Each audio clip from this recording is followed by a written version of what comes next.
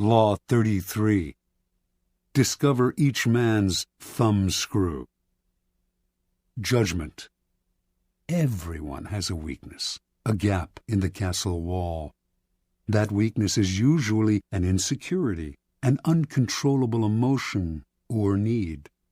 It can also be a small secret pleasure. Either way, once found, it is a thumbscrew you can turn to your advantage. Finding the thumbscrew, a strategic plan of action. We all have resistances.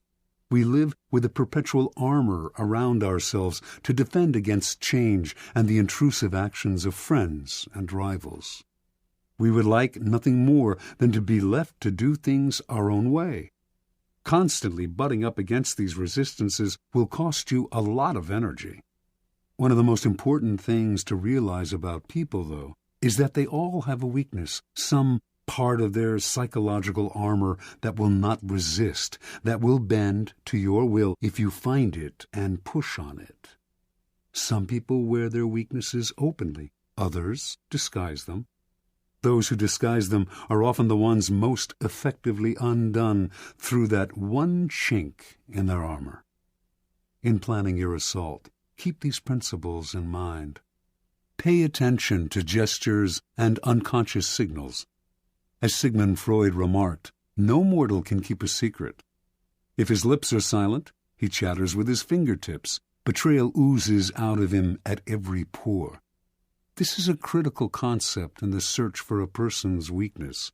It is revealed by seemingly unimportant gestures and passing words.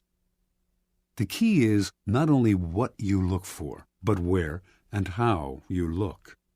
Everyday conversation supplies the richest mine of weaknesses, so train yourself to listen. Start by always seeming interested. The appearance of a sympathetic ear will spur anyone to talk. A clever trick, often used by the 19th century French statesman Talleyrand, is to appear to open up to the other person, to share a secret with them. It can be completely made up, or it can be real, but of no great importance to you. The important thing is that it should seem to come from the heart.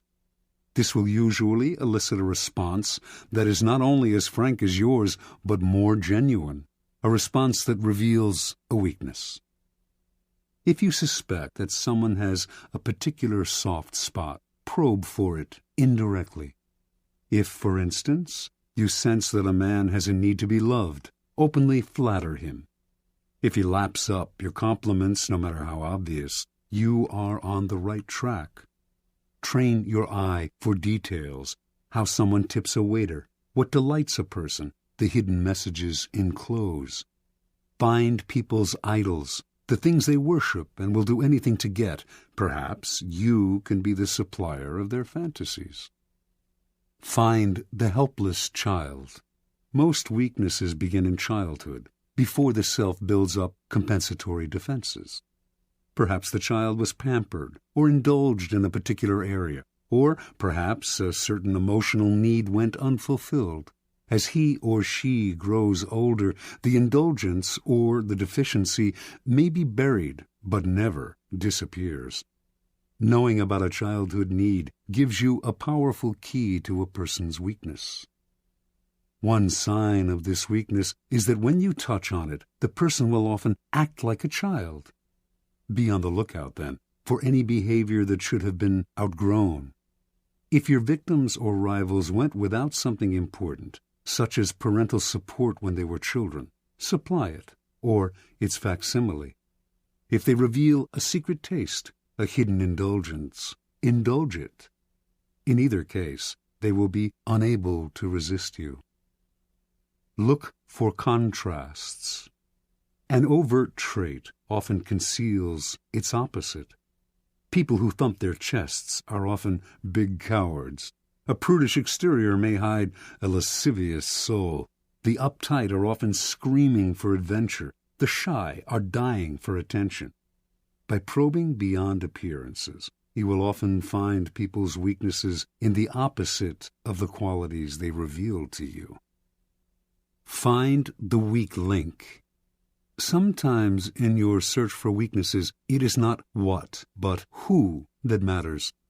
In today's versions of the court, there is often someone behind the scenes who has a great deal of power, a tremendous influence over the person superficially on top.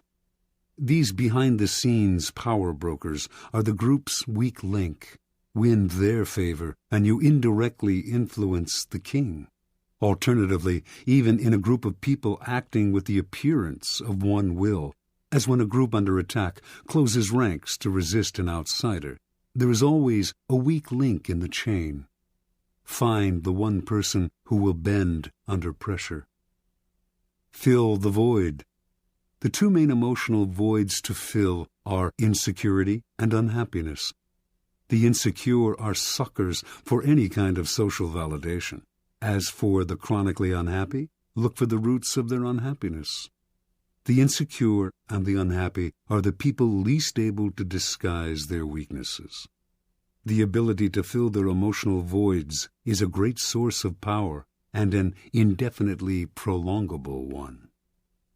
Feed on uncontrollable emotions. The uncontrollable emotion can be a paranoid fear, a fear disproportionate to the situation, or any base motive such as lust, greed, vanity, or hatred. People in the grip of these emotions often cannot control themselves, and you can do the controlling for them. Observance of the law. Arabella Huntington, wife of the great late 19th century railroad magnate Collis P. Huntington, came from humble origins and always struggled for social recognition among her wealthy peers. When she gave a party in her San Francisco mansion, few of the social elite would show up. Most of them took her for a gold digger, not their kind. Because of her husband's fabulous wealth, art dealers courted her, but with such condescension, they obviously saw her as an upstart. Only one man of consequence treated her differently, the dealer Joseph Duveen. For the first few years of Duveen's relationship with Arabella, he made no effort to sell expensive art to her. Instead, he accompanied her to fine stores, chatted endlessly about queens and princesses he knew, on and on. At last, she thought, a man who treated her as an equal, even a superior, in high society. Meanwhile, if Duveen did not try to sell art to her, he did subtly educate her in his aesthetic ideas, namely, that the best art was the most expensive art. And after Arabella had soaked up his way of seeing things, Duveen would act as if she always had exquisite taste, even though before she met him her aesthetics had been abysmal. When Collis Huntington died in 1900, Arabella came into a fortune. She suddenly started to buy expensive paintings, by Rembrandt and Velázquez, for example, and only from Duveen. Years later, Duveen sold her Gainsborough's Blue Boy for the highest price ever paid for a work of art at the time, an astounding purchase for a family that previously had shown little interest in collecting. Interpretation. Joseph Duveen instantly understood Arabella Huntington and what made her tick. She wanted to feel important, at home in society. Intensely insecure about her lower-class background, she needed confirmation of her new social status. Duveen waited. Instead of rushing into trying to persuade her to collect art, he subtly went to work on her weaknesses. He made her feel that she deserved his attention not because she was the wife of one of the wealthiest men in the world, but because of her own special character, and this completely melted her. Duveen never condescended to Arabella. Rather than lecturing to her, he instilled his ideas in her indirectly. The result was one of his best and most devoted clients, and also the sale of the Blue Boy. People's need for validation and recognition, their need to feel important, is the best kind of weakness to exploit. First, it is almost universal. Second, exploiting it is so very easy. All you have to do is find ways to make people feel better about their taste, their social standing, their intelligence. Once the fish are hooked, you can reel them in again and again for years. You are filling a positive role, giving them what they cannot get on their own. They may never suspect that you are turning them like a thumbscrew, and if they do, they may not care, because you are making them feel better about themselves, and that is worth any price.